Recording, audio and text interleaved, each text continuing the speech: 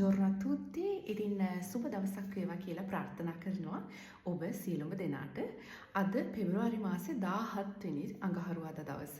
ඉතින් මේ වීඩියෝ එකෙන් අරගෙන ඉන්නේ Facebook කරහා ඒ වගේම TikTok කරහා මගෙන් ප්‍රශ්න කිහිපයක් අහලා තියෙන ශ්‍රී ලාංකික හිතවතුන් වෙනුවෙන් එයාලගේ ප්‍රශ්න වලට උත්තර දෙන්නයි මේ සූදානම. මේ වීඩියෝ එකේ කමෙන්ට් වල අනිවාර්යයෙන්ම ඔයාගේ ප්‍රශ්නය ලියන්න. හැබැයි පැහැදිලිව ලියන්න. ඒත් උත්සාහ කරනවා ඔයාගේ ප්‍රශ්නයටත් උත්තරේ අරගෙන ඉන්න.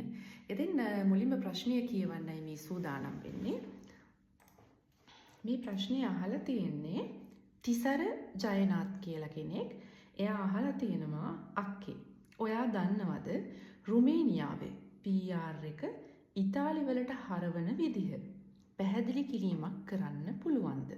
රුමේනියාවේ permesso di soggiorno එක ඉතාලි permesso di soggiorno එකට හරවන්න නීතිමය වශයෙන් ක්‍රමවේදයක් තියෙනවා. අදාළ වෙන permesso di soggiorno තමයි permesso di soggiorno per lungo periodo.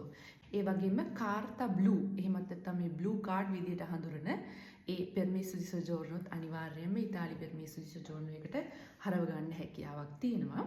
ඒ වගේම permesso per distacco intrasocietario transnazionale කියන ඒ අදාළ permesso di soggiorno එකත් ඉතාලි permesso di soggiorno එකට හරව ගන්න හැකියාව තියෙනවා. තවත් ප්‍රශ්නයකට අපි යමු. ඒ ප්‍රශ්නේ අහලා තියෙන්නේ ක්‍රිෂානි දිසානායක. මෙයා අහලා තිනවා කමිෂන් එකෙන් දෙන රිසල්ට් එක පරක්කු වෙන්නේ ඇයි?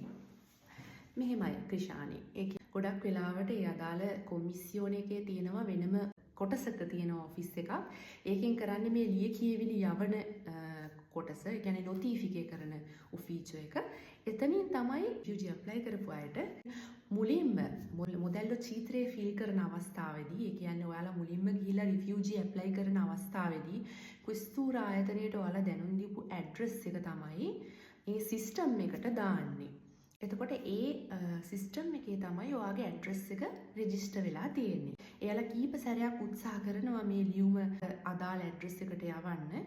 එහෙම හැකියාව ලැබුණේ නැත්නම් අදාළ කුස්තුර ආයතනය හරහා තමයි මේ ලිපිය ඔයාට ලබා දෙන්නේ.